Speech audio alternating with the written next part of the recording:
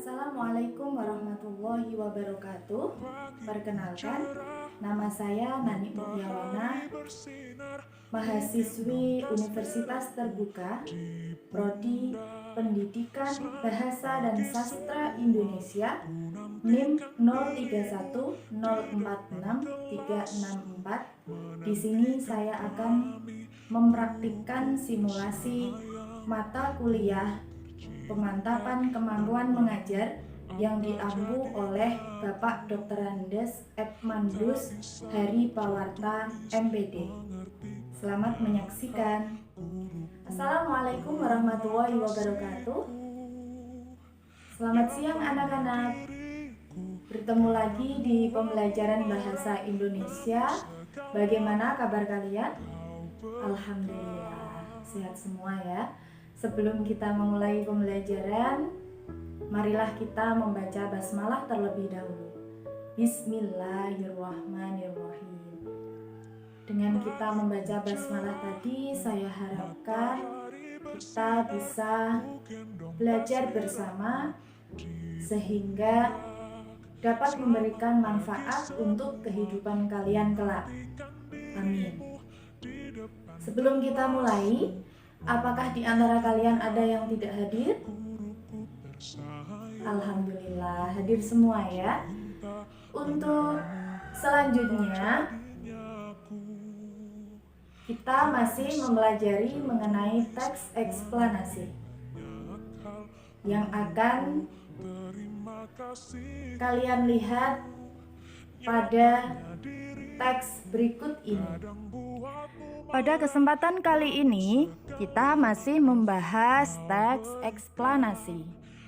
Tetapi yang membedakan adalah mengenai kompetensi dasar keterampilan, yaitu mengkonstruksi informasi, pengetahuan, dan urutan kejadian dalam teks eksplanasi baik secara lisan dan tertulis. IPK keterampilan.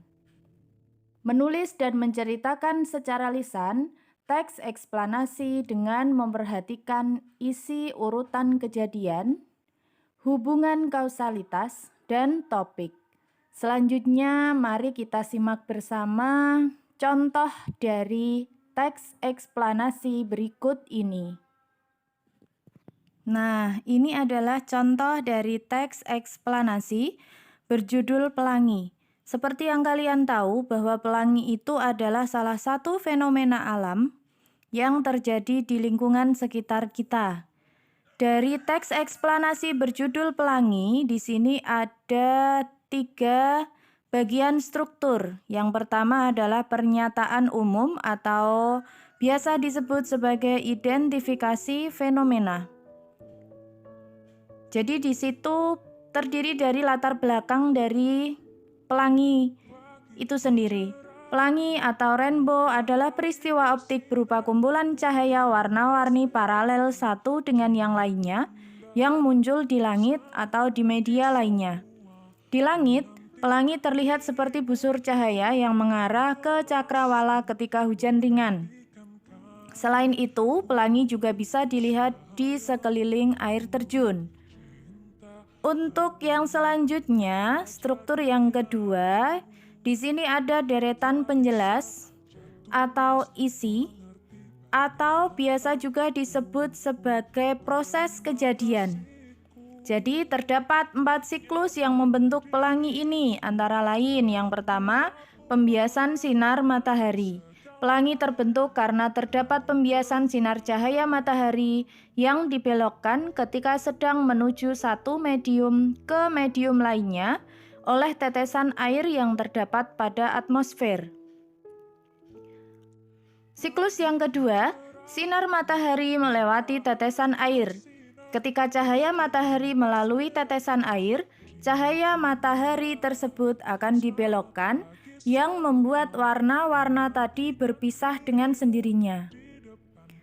Siklus yang ketiga, pembelokan cahaya. Setiap warna-warna pelangi akan dibelokkan pada sudut yang tidak sama, yang mana membuat warna pelangi menjadi semakin indah.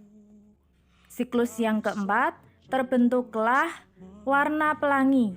Warna yang dibelokkan pertama kali adalah warna ungu. Sedangkan untuk warna terakhir yang dibelokkan adalah warna merah. Pada bagian yang ketiga adalah penutup. Jadi, bagian struktur yang ketiga bisa juga disebut sebagai penutup ataupun ulasan. Isinya, pelangi hanya bisa kita jumpai ketika hujan bersamaan dengan matahari bersinar.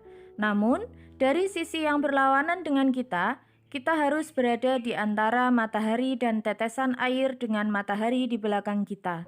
Maka, kita dan pusat busur pelangi harus berada di satu garis lurus. Baik, untuk contoh teks eksplanasi saya cukupkan. Apakah ada yang ditanyakan? Tidak ada. Berarti untuk teks eksplanasi ini sangat mudah ya. Selanjutnya, untuk penugasan yang pertama kemarin sudah kalian kerjakan dan sudah kalian kumpulkan hari ini.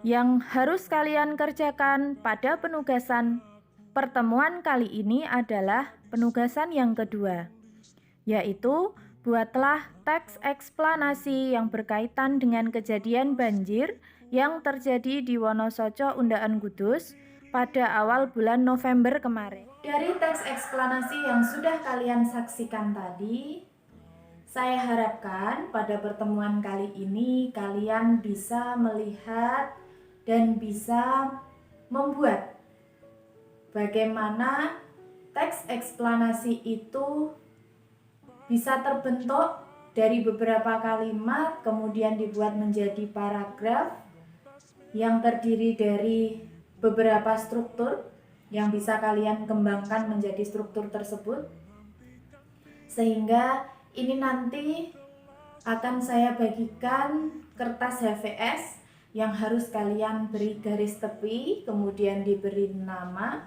nomor absen, dan juga kelas, jangan lupa. Selamat mengerjakan ya. Baik, saya kira untuk waktu yang sudah Ibu berikan sudah cukup. Tugasnya silahkan dikumpulkan. Ya, terima kasih. Dari tugas yang sudah kalian kumpulkan ini rata-rata sudah bagus sekali. Saya berikan apresiasi untuk kalian dengan tepuk tangan untuk kalian semua. Terima kasih. Untuk pertemuan kali ini, saya tutup dengan membaca hamdalah bersama. Alhamdulillahirabbil alamin. Semoga pembelajaran bahasa Indonesia pada hari ini bermanfaat ya. Amin. Saya akhiri.